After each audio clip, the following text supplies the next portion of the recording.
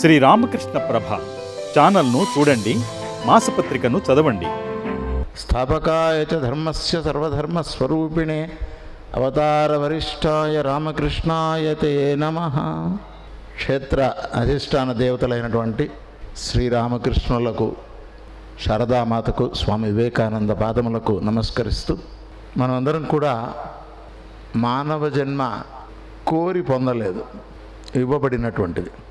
ఇవ్వబడినటువంటి జన్మను సార్థకం చేసుకోమని పెద్దలు, గురువులు మనకి నిరంతరం చెప్తూనే ఉంటారు.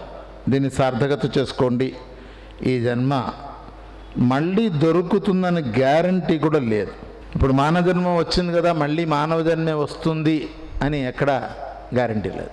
బాటా చెప్పులకైనా ఒక 6 నెలల గ్యారంటీ ఇస్తారు, మన ఇంటికి వెళ్ళేదాకా గ్యారంటీ లేదు.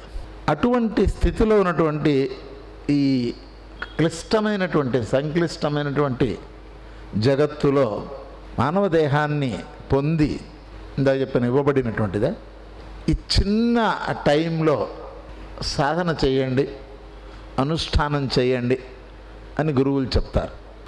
మనకేమో అనేక రకములైనటువంటి ప్రయారిటీస్ చాలా ఎక్కువ ఉంటాయి. పొద్దున్నే రోజు సూర్యోదయానికి ముందు లేచుట, అది సాధనా క్రమంలో మొట్టమొదటిది. చాలాసార్లు అనుకున్నానండి కానీ లేవలేకపోతున్నానండి అని. ఒక ఆయన పాపం 5:30కి లేవాలని అలారం పెట్టుకున్నట్ట, 5 గంటలకే పెట్టుకున్నాడు. ఎందుకైనా మంచి తొందరగా లేవచ్చు. కరెక్ట్గా 5 గంటలకి మరి సెల్ ఫోన్ అలారం కరెక్ట్గా ఇస్తుంది, దానికేం తెలియదుగా, సాధన అనుష్ఠానం ఏం లేవు. లేచాడు, లేచి ఇంకా 5 కదా అని మళ్ళీ పడుకొని తెల్లవారుజామున 8:30కి లేచాడు. మళ్ళీ సాధనా క్రమంలో మనం పరిపూర్ణమైనటువంటి నిష్ఠ, శ్రద్ధ, భక్తి ఇవి ఫస్ట్ మనం అలవాటు చేసుకోవాలి. మానవ జీవితం చాలా స్వల్పమైనది అని మనందరికీ తెలుసు. కలియుగ ప్రమాణమే 4,32,000 సంవత్సరాలు. 4 యుగములు కలిపితే ఒక మహాయుగం అంటారు. ఈ 43,20,000 సంవత్సరాలు. అట్లాంటి మహాయుగములు 71 అయితే ఒక పర్వం, ఒక మన్వంతరం. అట్లాంటి మన్వంతరాలు 14 అయితే బ్రహ్మకు పగలు. అట్లాంటి బ్రహ్మ ఆయుష్ పగలు రాత్రి 100 సంవత్సరాలు.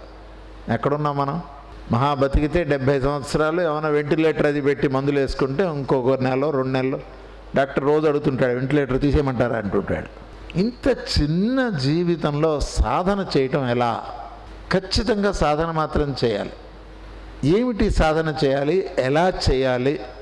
అది మనకి రామకృష్ణులు, స్వామి వివేకానంద వారు, అందుల వారు, మాత శారదామాత, అనేక రకమైనటువంటి సద్గురువులందరూ కూడా మనకి సాధనా క్రమం గురించి చాలా చక్కగా ఉదాహరణలతో సహా చెప్పారు. బాగానే ఉంటుంది వింటున్నంతసేపు. కొంచెం అట్లా ఈ ప్రాకారం కట్టారు, ఇట్లా ఒక బోర్డర్ దాటంగానే మర్చిపోతాం మనం. ఒక ఆయన ఒక స్వామీజీ ఉపన్యాసం వినడానికి వెళ్ళాట, 1.5-2 గంటలు ఉపన్యాసం చెప్పాడు స్వామీజీ. ఇంటికి వెళ్ళిన తర్వాత భార్య అడిగింది, ఏం చెప్పారండి స్వామీజీ? అబ్బాబ్బా భలే చెప్పాడండి. ఏం చెప్పాడు చెప్పబోయ్యా? చాలా బాగా చెప్పాడులే. నిజమే, చెప్పు ఏమంటే. 2 గంటలు చెప్పిన ఉపన్యాసాన్ని 20 నిమిషాలు ఇంటి దగ్గర చెప్పలేము మనం. కారణం అక్కడే వదిలేసి వచ్చేసాం. సాధనలో చాలా ముఖ్యమైన విషయం ఏంటంటే ఎరుక. ఎప్పుడు ఎరుకలో ఉండాలి. పడుకొని నిద్రపోతూ కూడా ఎరుకతో ఉండాలి. మరి ఎరుకతో ఉంటే నిద్ర ఎట్లా పడుతుందని నేను డౌట్ వస్తుంది. లోపల బ్యాక్గ్రౌండ్లో మ్యూజిక్ నడుస్తూనే ఉండాలి. మనకు తెలియనటువంటి 2 విషయములు భగవంతుడు పెట్టుకున్నాడు, తన దగ్గరే ఉంచుకున్నాడు. ఒకటి ఊపిరి, శ్వాస, ఇంకొకటి గుండె కొట్టుకోవడం. ఈ 2 ఆయన చేతిలో పెట్టుకున్నాడు. మంచి నిద్రలో ఉన్నా కూడా మనకి ఊపిరి ఆడుతూనే ఉంది. ఎవరు ఊపిరి వాళ్ళు ఆడుకోండి అని చెప్తే మనం ఎప్పుడూ ఆట ఆపేసి వెళ్ళిపోయేవాళ్ళం. ఎవరు గుండె వాళ్ళు కొట్టుకోండి అంటే అయిపోయేది, ఎప్పుడో అయిపోయేది. ఎవడ కూర్చొని ఎక్కడ కొట్టుకుంటాం? ఇటు కట్టకట్టగా ₹2 కాయని కింద పెడితే వరే ₹2 రాని లోపల ప్రాణం పోతుంది. ఈ 2 ఆయన దగ్గర పెట్టుకున్నాడు. పెట్టుకుని ఏం చెప్పాడంటే సాధన చేయండి అన్నాడు. ఏమిటి సాధన అంటే? ఏం లేదు నాన్న, చాలా సింపుల్. నువ్వు ఎక్కడి నుంచి వచ్చావు, ఏం చేయడానికి వచ్చావు, ఈ దేహం విడిచిన తర్వాత ఎక్కడికి వెళ్తావు, అసలు నువ్వెవరు? రమణ మహర్షి గారి దగ్గరికి ఎవరు వెళ్ళినా ఏదో అడుగుదామని వెళ్ళేవాళ్ళు, వీళ్ళకి ఏం అడిగేటప్పుడు మర్చిపోయేవారు, లేదా అక్కడ అడిగేవాళ్ళు కాదు. ఆయన అడిగినా ఒకటే చెప్పేవారు, ఊరకుండప్ప అనేవారు. ఊరక ఉండు అని, అంటే లావు, ఊరద్దు, ఊరగాయ ఊరినట్టుగా ఉండు. అట్లా ఉంటే నీకు చాలా విషయాలు లోపల తెలుస్తాయి. లోపల అసలు గమనించం. ఒక ఆయన నన్ను అడిగారు, ధ్యానంలో ఏం చేయాలండి అని అడిగారు. 24 గంటలు ఏదో ఒకటి చేస్తావు, ధ్యానంలోనే ఏం చేయకుండా కూర్చొని ఆయన అని చెప్పాను. అప్పుడు కూడా ఏం చేయాలి ఏమిటి? ఏం చేయకపోవడమే ధ్యానం. చాలామందికి సాధన అంటే సంసారంలో చాలా కష్టం అండి. స్త్రీలు మహిళలు ఉన్నారంటే భర్త పిల్లలు, మరి ఈ రోజుల్లో అయితే మహిళలు కూడా ఉద్యోగాలు చేయటం అంతా చాలా గందరగోళంగా ఉంటుంది. నాకు బెంగళూరులో ఉద్యోగం చెయ్యని ఆడవాళ్ళు దొరకరు. నిన్న ఒక 2 days బ్యాక్ ఒక కేసు వచ్చింది దగ్గరికి. నేను ఆయనకన్నా ఏం తక్కువ అండి, ఆయన చేయొచ్చుగా, నాతో పాటు గిన్నెలు ఆయన దోమవచ్చు కదా, నేను బట్టలు వాషింగ్ మిషన్లో వేస్తా, ఆయన ఆరేయచ్చు కదా. నేను ఆవిడని అడిగా, ఏంటమ్మా ఏదైనా సాధన చేస్తున్నావు అన్న. రోజు చేస్తున్నానండి. ఏం చేస్తున్నావు? మా ఆయన్ని సాధిస్తున్నాంగా. అది కాదుగా సాధన అంటే. సాధన అంటే తాను ఎవరో తెలుసుకోవటం. ఒక చిన్న ప్రయాణం అండి. నేను రాజమండ్రికి రావాలంటే 3 రోజుల నుంచి సామాన్ సర్దుకున్నానండి. దేహం విడిచి ఎక్కడికి వెళ్తామో తెలీదు. ఏం సర్దుకుంటున్నాం మనం కూడా, ఏం తీసుకెళ్ళగలం? అది సాధన. ఆ సాధన అనేది మనం చెయ్యటంగా మొదలెట్టి కొన్నాళ్ళు అయిన తర్వాత జరగటంగా గమనించాలి. అంటే సాధన జరుగుతూ ఉంది, నేను గమనించాను. కొత్తగా కారు డ్రైవింగ్ నేర్చుకున్న వ్యక్తి తాను కారు నడుపుతాడు. మొదట్లో పక్కన మాట్లాడిస్తే అయి మాట్లాడక అంటాడు. కొంచెం బాగా దాని మీద పట్టు వచ్చిన తర్వాత కారు నడుస్తూ ఉంటుంది, తాను కూడా గమనిస్తూ ఉంటాడు. అది భగవద్గీతలో ఇప్పుడు మహారాజు చెప్పారు, సాక్షి భవ అర్జున. ఇప్పుడు సాక్షిగా ఉండి చూడండి. ఈ సాధనకి మనం ఒక అనుష్ఠానం అనేది మనం చేయాలి. అనుష్ఠానానికి ఒక మంత్రము, ఒక తంత్రము, ఒక యంత్రము 3 ఉంటాయి. అనుష్ఠానానికి ఒక దేవత ఉంటుంది. దానికి ఒక క్రమమైనటువంటి పద్ధతి ఉన్నది, క్రమమైనటువంటి సమయం ఉన్నది. ఒక క్రమ పద్ధతిలో జీవితాన్ని అనుష్ఠించడం అంటారు. ఇప్పుడు ఈ ఎదురుకుండా కూర్చున్న స్వామీజీలు అందరూ కూడా బాగా అనుష్ఠానం చేస్తూ ఉంటారు, మనకు తెలియదు. వాళ్ళకుండే అదృష్టం, మనకు లేని అదృష్టం ఏంటంటే వాళ్ళకి హాయిగా ప్రశాంతంగా ఉంటారు, ఏమి చింతలు ఉండవు. 6 నెలల పసివాడు తల్లి ఒడిలో పడుకున్నట్టుగా మనం భగవంతుని ఒడిలో పడుకోగలిగితే అమ్మ చూసుకుంటుంది. అది రామకృష్ణుల వారు చెప్పింది. నీకు ఎందుకురా నాయన, అన్ని పరమాత్మ చూస్తాడు, నీ కర్తవ్యం నువ్వు చేసుకుంటూ పో, అంతే. మనకు డ్యూటీ ఇచ్చారు, ఆ డ్యూటీని సాధనగా చేసుకుంటూ వెళ్ళాలి. అయితే మనందరికీ ఉండే సమస్య ఏమిటంటే, సమస్య ఏదో ఒక ప్రాబ్లం. పొద్దున్నే పాలు రావడం లేట్ అయితే మన ప్రాణం పోతుంది, కాఫీ లేకపోతే. ఏం లేకపోతే అనుకోదు మనస్సు, చాలా ఇబ్బంది పెడుతుంది మనల్ని. అక్కడి నుంచి మొదలవ్వాలి మన సాధన. ఏమిటి సాధన అంటే, నేను వాడే, నేను వాడే, సోహమస్మి సోహమస్మి సోహమస్మి. అది నిరంతరం మన శ్వాస ప్రక్రియలో జరుగుతూ ఉంది. సోహం సోహం గమనించాలి. మనం గమనించగలిగినప్పుడు ఆ లోపల ఉన్నటువంటి ఏదైతే ప్రక్రియ జరుగుతుందో మన ప్రమేయం లేకుండా పరమాత్మ యొక్క అనుగ్రహంతో జరుగుతున్నటువంటి ప్రక్రియ ఏదైతే ఉన్నదో దానిని గమనించినప్పుడు, గమనించడం అలవాటు చేసుకుంటే నెమ్మదిగా మనస్సు కరిగిపోతుంది. మనస్సు ఉన్నంతసేపు మనకి సమస్యలే. ఒక వచ్చిన సమస్యని మనం ఎలా దాన్ని పరిహరించుకోవాలో దాని గురించి విపరీతమైనటువంటి మనకి ఆందోళన, దుఃఖము. ఏ ప్రాబ్లము లేకపోతే కొంతమందికి ప్రాబ్లం ఏమిటోనండి, ఇవాళ పొద్దునుంచి అంతా ప్రశాంతంగా ఉందంటాడు. నేను ప్రశాంతంగా ఉంటే మంచిదేగా అంటే వాడికి ప్రశాంతంగా ఉంటే బాగుండదు. నేను ఒక చిన్న దృష్టాంతం చెప్తే మీకు ఇంకా ఎక్కువ స్పష్టంగా అర్థమవుతుంది. భగవంతుడు మనకి ఏదో ప్రాబ్లమ్స్ ఇస్తున్నాడు, ఆయన మా మీద సీతకన్ను వేశాడు, రామకన్ను వేశాడు, కష్టాలు ఎక్కువైపోయినాయి అని మనం అనుకుంటూ ఉంటాం. భగవంతుడే స్వయంగా కష్టం ఇచ్చినా సరే దాన్ని మనం ఎలా పాజిటివ్గా మార్చుకోవచ్చో తెలియచెప్పే పెద్దలు చెప్పిన ఒక కథ చెప్తారు. ఒక ఊళ్ళో కృష్ణయ్య అని ఒక రైతు ఉంటాడు, చిన్న రైతు, 2 ఎకరాల పొలం. ఏదో సంసారం చేసుకుంటూ ఉంటాడు, ఆనందంగా జీవితం గడిపిస్తుంటాడు. ఆయన ఉంటున్న ఊరిలో, చిన్న ఊరు, పాతకాలం కదా, చాలా పాతకాలం కదా, ఒక గ్రామదేవత ఆలయం ఉన్నది. ఆ గ్రామదేవతకి 30 సంవత్సరాలకు ఒకసారి జాతర చేస్తారు. 30 రోజులు చేస్తారు, చాలా అద్భుతంగా. ఎక్కడెక్కడ వాళ్ళు అన్ని ఊళ్ళ నుంచి వచ్చి మొక్కులు తీర్చుకుంటారు. ఈ సంవత్సరం జాతర మొదలవుతుంది. ఈ కృష్ణయ్య రోజు పొలానికి వెళ్ళే దారిలోనే గుడి ఉంటుంది. జాతర ప్రారంభమై 1 వారం రోజులు అవుతుంది. కృష్ణయ్య గుడిలోకి వెళ్ళి మొక్కుకోడు, గుడి మించి వెళ్తుంటాడు. అమ్మవారు గమనిస్తుంటుంది. అందరూ వచ్చి నాకు మొక్కుకుంటున్నారు, ఎక్కడెక్కడి నుంచి వస్తున్నారు, ఈయన ఎందుకు రాడని స్వప్నంలో కనిపిస్తుంది. కళ్ళలో కనిపించి, కృష్ణయ్య అందరూ వచ్చి నాకు మొక్కుకుంటున్నారు, నువ్వెందుకు లోపలికి రావట్లేదు అంట. అమ్మా, నేను చేస్తున్న ప్రతి పని కూడా నువ్వే, నేను చేస్తున్న ప్రతి పనిలో నువ్వే దర్శనమిస్తుంటావు, మళ్ళీ ప్రత్యేకంగా లోపలికి రావటం ఎందుకు అని ప్రశ్నిస్తాడు. అమ్మవారికి కోపం వస్తుంది.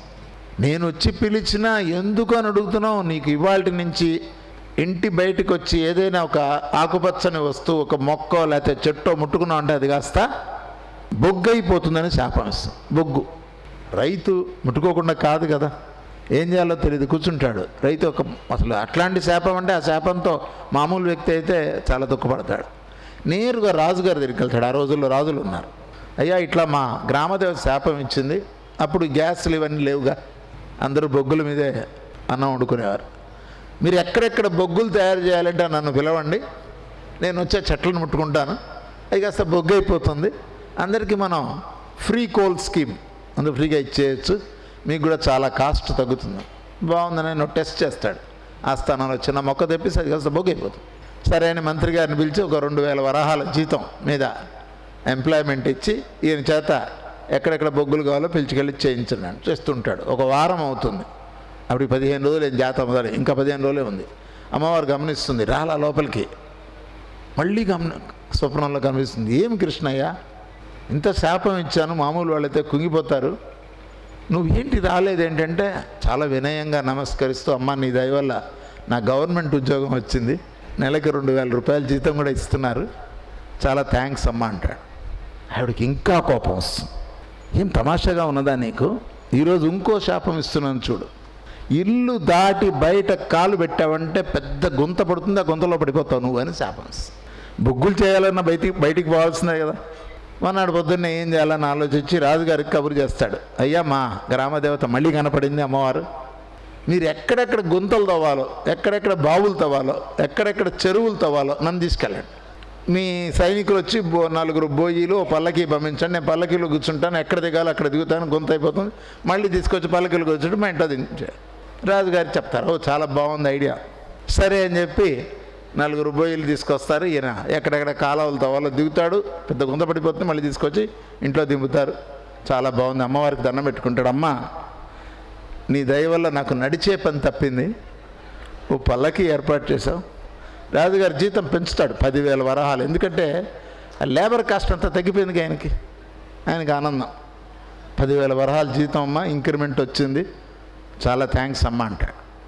ఇంకా ఆవిడ కోపం తారాస్థాయికి వెళ్ళిపోతుంది. అరే ఏమయ్యా నువ్వు చెప్పేది, నేను ఏ శాపం ఇస్తే కూడా నువ్వు దాన్ని ఇట్లా మార్చుకుంటున్నావు, 3వ శాపం ఇస్తున్నాను చూడు, ఇంటి బయటకు వచ్చి వస్తువుని కానీ వ్యక్తిని కానీ నువ్వు చూసావంటే ఆ వస్తువు కాస్త మాయమైపోతుంది.